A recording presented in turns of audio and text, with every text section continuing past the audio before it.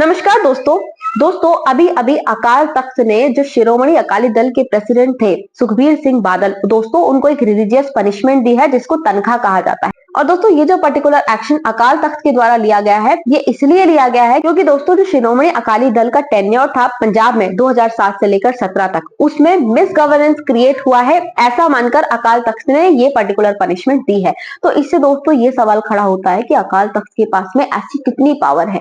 दोस्तों अकाल तख्त जो है वो एक स्पिरिचुअल अथॉरिटी है सिख कम्युनिटी की, लेकिन दोस्तों इसके पास में ड्वेल अथॉरिटीज है, एक स्पिरिचुअल अथॉरिटी है और दूसरी दोस्तों गवर्निंग अथॉरिटी है।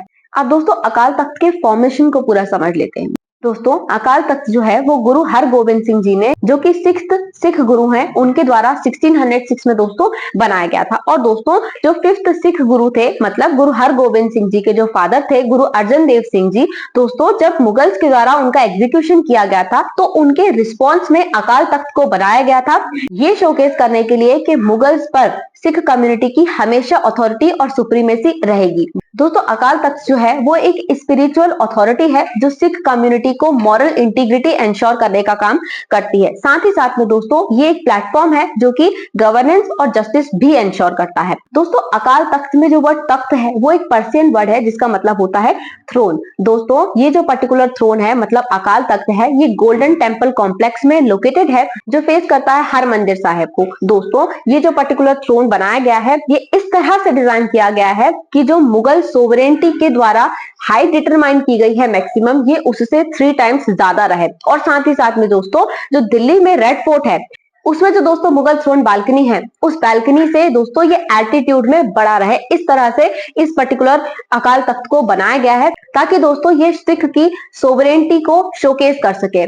अब दोस्तों अकाल तख्त की अथॉरिटी जो 10th सिख गुरु थे गुरु गोविंद सिंह जी, उनकी डेथ के बाद में और ज्यादा बढ़ गई। दोस्तों जब 18th सेंचुरी में सिखों का प्रोसिक्यूशन हो रहा था तब भी दोस्तों अकाल तख्त ने बहुत इंपॉर्टेंट रोल प्ले किया था और सरबत खालसा को बनाया था, एंश्योर किया था। और दोस्तों जो जत्थेदार है उनका अपॉइंटमेंट शुरुआत में सरबत खालसा के द्वारा होता था, लेकिन दोस्तों ब्रिटिश इन्फ्लुएंस के अंडर में ये जो पर्टिकुलर अपॉइंटमेंट की पावर है ये चली गई थी दरबार साहिब कमेटी के पास में। इसके बाद में दोस्तों 1925 के बाद में जो जत्थेदार की अपॉइंटमेंट है उसकी पावर चली गई शिरोमणि गुरुद्वारा प्रबंधक कमेटी के पास में। और फिलहाल में भी दोस्तों जो अकाल तख्त है वो शिरोमणि गुरुद्वारा प्रबंधक कमेटी के द्वारा ही गवर्न होता है। दोस्तों अकाल तख्त जो सिखों के 5 तख्त हैं उनमें से एक है, और लेकिन दोस्तों ये हाईएस्ट पोजीशन मानी जाती है सिख कम्युनिटी में, क्योंकि दोस्तों इनके पास में ड्वेल अथॉरिटी और ड्वेल पावर है। एक तो दोस्तों स्पिरिचुअल अथॉरिटी है और दूसरी दोस्तों गवर्निंग और जस्टिस एंश्योर करने की अथॉरिटी भी अकाल तख्त के पास में दोस्तों है।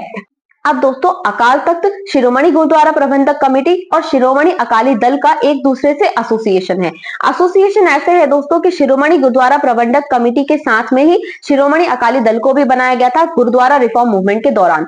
और उसके बाद में दोस्तों जो शिरोमणि गुरुद्वारा प्रबंधक कमेटी है उसके द्वारा क्योंकि गवर्न किया जाता है अकाल तख्त को, तो शिरोमणि अकाली दल जो है वो कहीं ना कहीं इन्फ्लुएंस करने की कोशिश करता है अपॉइंटमेंट में दोस्तों अकाल तख्त में। और मॉरल इंटीग्रिटी इससे अकाल तख्त की दोस्तों हार्म होती है और उसकी इंडिपेंडेंस भी हार्म होती है दोस्तों। बट फिलहाल में अकाल तख्त के द्वारा ये डिसीजन लिया गया है जो ये एंश्योर करता है कि अकाल तख्त की अथॉरिटी अपने आप में दोस्तों बहुत सुप्रीम है, स्पेशली दोस्तों सिख कम्युनिटी में।